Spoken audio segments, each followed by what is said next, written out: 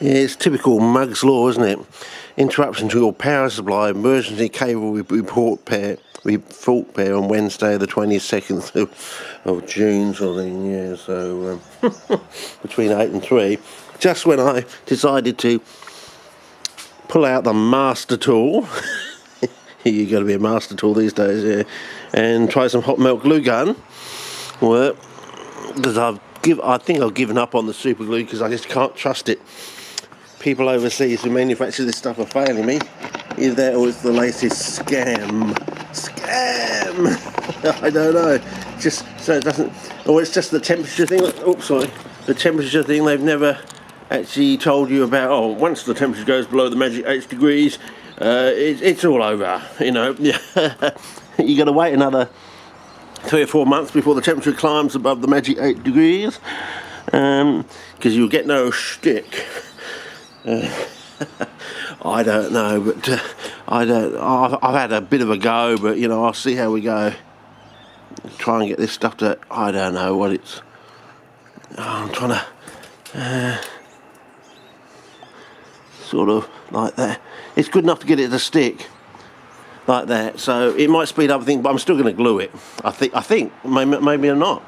If I'm happy, it's just I think you got to get it to the right temperature, and on a cold day like today, it's it takes a while to warm up to that. But I don't think it's that wonderful, you know what I mean? Because you can break it with your fingers like that, but it's good enough to hold it together while you want to glue it the other way around, sort of thing. So you know, like this, it's good enough just to hold it in place while you glue it the other way around. I think that's the only way I'm going to do it, sort of thing. But anyway. I thought I'd have a go with that. But isn't it just as we say down here in Southern Adelaide, isn't it just bloody fucking typical? Yeah, fellas, I think we might be able to get to blue. I don't know. We'll see. I've set this one up. If that goes blue, then I think we can get the organism to go blue, and then you know, okay, I'm 2 right, 1 down, because there's no sun. Well, there is sun over there, but you know, yeah. Now what I've learned from here is basically if you put the polystyrene through the sand, it doesn't stay as wet as if you keep the polystyrene as you know, as a perched water table sort of thing. And also the more charcoal you have there, the better. Also with this, it dries out quite a bit, so if you're going to use bark chips, you probably also want a sand capping to keep the moisture in, sort of thing. Yeah, I sprayed it down again today, but this early afternoon it was starting to dry out a bit, so that could be until the polystyrene down below wettens up, as we like to call it. Yeah, it's Gotten versus wetting. The American Gotten versus our wetting sort of thing. But I mean, it certainly stays damp enough with the old sort of the sand, but yeah, I think this crappy sand will be all right as a capping once the charcoal is really settled in and wetting down. It'll keep it nice and wet. Whether that will be the same as we go into the spring and summer weather, I don't know. I'll probably be wetting it down every bloody day, sort of thing. But you know, but it's one way of keeping the charcoal anaerobic, and but having nice drainage as well, because you know everyone's going on about, you know. So was all this sitting the pots in water really a way of getting anabiosis, but they didn't really know that, or they weren't telling you that?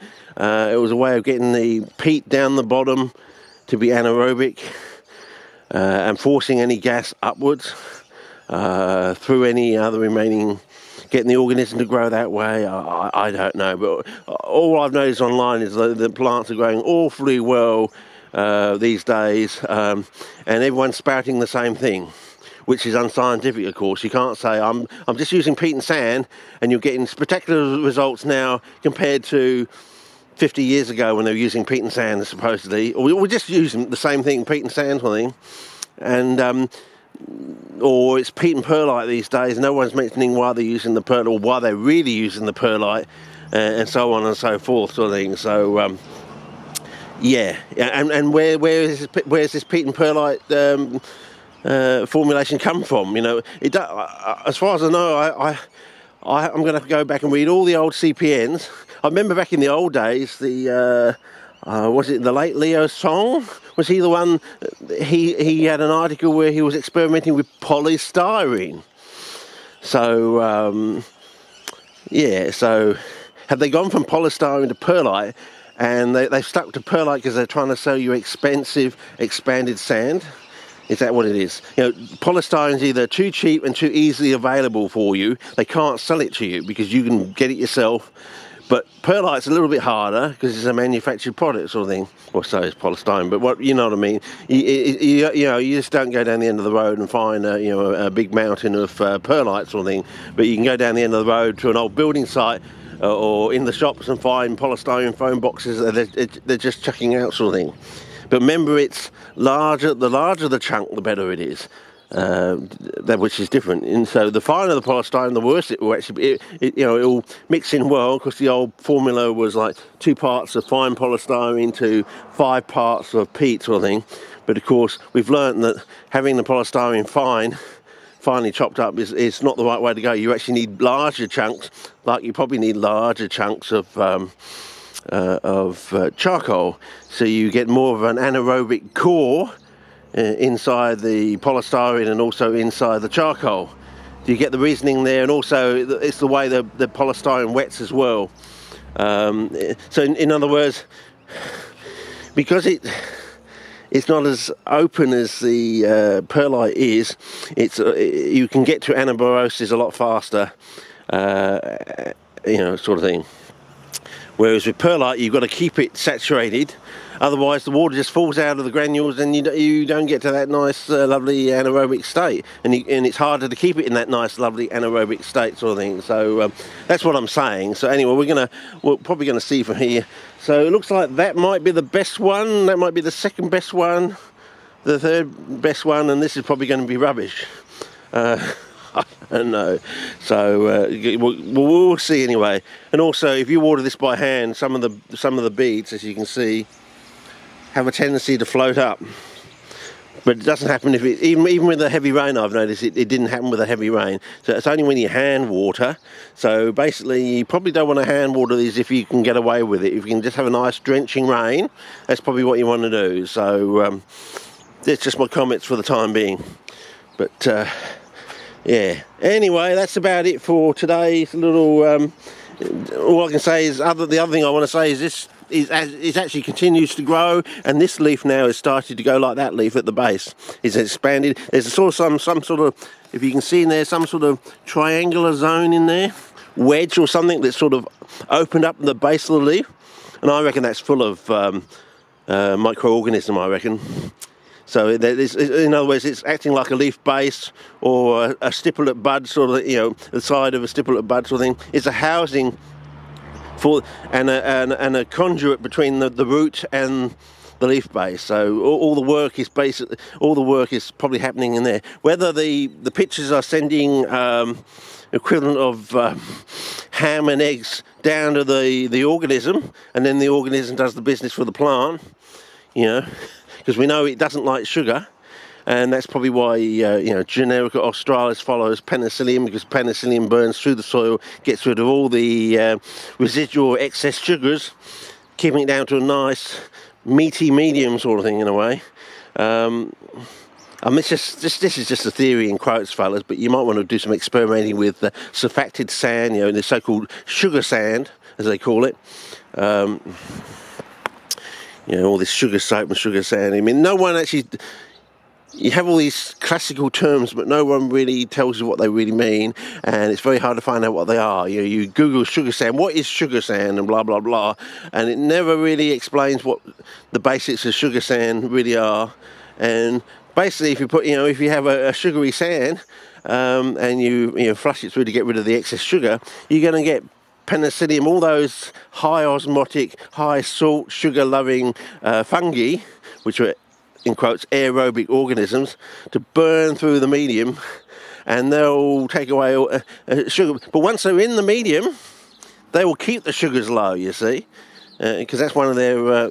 Do you get that thing? So you've got to introduce them into the medium, and once you've introduced them into the medium, and they're in the medium, unless they get killed off, extinction is forever sort of thing.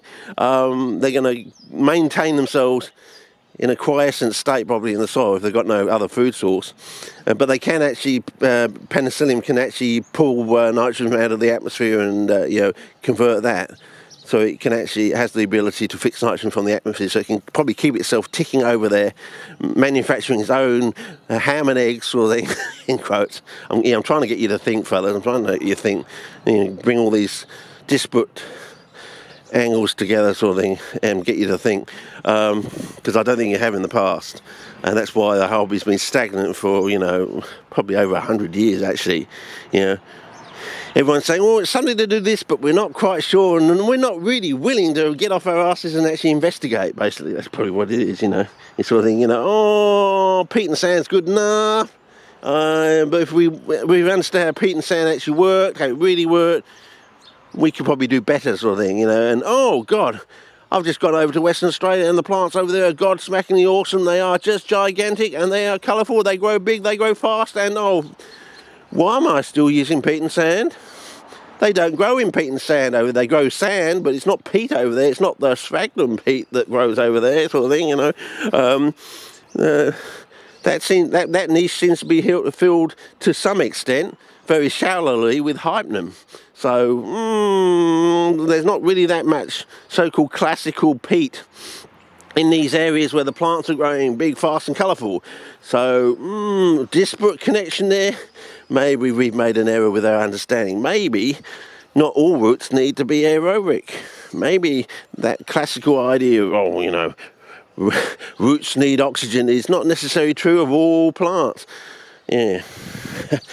Maybe not necessarily true for all plants which are lying closer down to the lower end of the spectrum. When you get down to your lichens, your mosses, and your liverworts sort of thing. Yeah. And as I said before, liverworts are a lot harder to grow than you think. You try and grow a liverwort when you want to grow a liverwort. I mean, you can find liverworts, but does anyone know consistently how to actually, I want to grow an organism, I want to grow a liverwort between this date and this date, I'll set this pot up and I'll guarantee I will get a liverwort growing, and it will grow well, and it will grow between these dates. I mean, is anyone out there can do that? I suspect there isn't. You can actually say, I'm going to grow liverworts this season, and I'm going to start this day, and you can see them, they're developing now, they're growing, and they're doing all the other bizzo they do. I doubt that there's anyone really out there who can actually do that on a consistent basis, because they really understand how they grow, how they function, and how to do it all. I doubt there's anyone. But you do see a lot of liverworts growing on these pots that come out of these commercial places. So is that just a side coincidence or accidents of what they're doing? So what are they doing? I mean, they're obviously not doing what you do with your peat and sand, because if they were, you'd be growing liverworts on your peat and sand in your average setup, surely. Isn't that true? If they're doing exactly what you're doing, or they're saying they're doing exactly what you're doing, how come you're not getting the same results as they? Yeah, I know. I mean, science can be a powerful, wonderful thing, but you can get somebody's greenhouse burnt to the ground very bloody well quickly, I would have thought. A whole range of greenhouses burnt to the ground when someone finds out that they've been telling you bullshit for years. What do you mean? You've been selling me this expanded sand for years, and you've been doing something completely different? Yeah, they can certainly get someone's complete greenhouse range burnt to the ground overnight, I would suggest. But anyway, of course you can reset yourself and start again. You know all the secrets. You should have it up and running in another 6 months' time, just the same. Yeah, I know. Anyway, we'll see how we go, but I think some of these will be the eye-opener. If I can get that one to go blue, then we've got a chance into making a blue fly trap. Well, at least blue roots, blue leaf bases, maybe blue stipples on a cape or something like that, because you can get them to go red, of course, and that's usually when you get the best healthy growth. But if I can get that to go blue, I'll be very happy, because that gives me an avenue, a line into actually getting to Drosophila gigantea, which is where I've always really wanted to go, because Drosophila gigantea grows big, fast, colourful, very robust, grows up through 2 metres of sand when it's growing on deep sand, has hand-sized potato-like tubers. Yeah, I know. They tell you bullshit, but when you go over there and you see these things, you think, you realise you've wasted half or most of your life, because you've been fed all this bullshit over the years, and people, they've been holding you.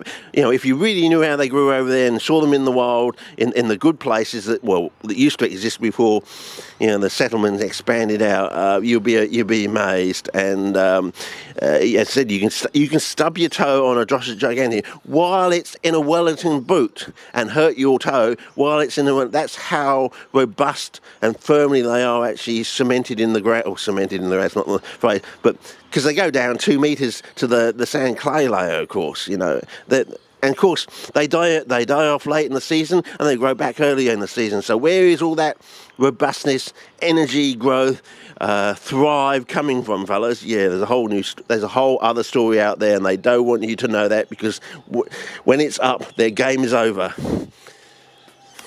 Yeah, and their whole greenhouse range is probably going to get burnt down, I can tell you that. Because I'm sure there's a few bikies out there who may have a hobby like this, and when they find out the truth, they'll say, that's right, fuck them. And I think they should be fucked, because they've been running money for jam for years, having a lender you for years. So it's about time they had their greenhouse ranges burnt to the ground. Because if they really do know all the secrets, they can set themselves up again another 6, 8, 9, 12 months. Easy peasy, lemon squeezy, Japanesey. Anyway, over and out. See ya.